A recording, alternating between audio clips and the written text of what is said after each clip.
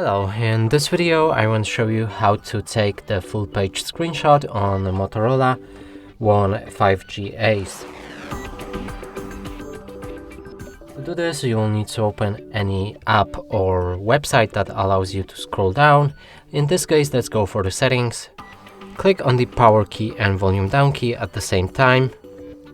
So with that combination you will take a screenshot, then click on the record button on the bottom of the screenshot.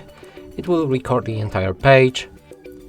Now click on the screenshot of entire page, and here we can scroll it down. You can see that it's whole settings. So that's basically it. You can share it, remove it, and if you close it, it should be sent to your gallery. And that's it for this video. Hope you like it. Please consider subscribing to our channel, leave a like and a comment below.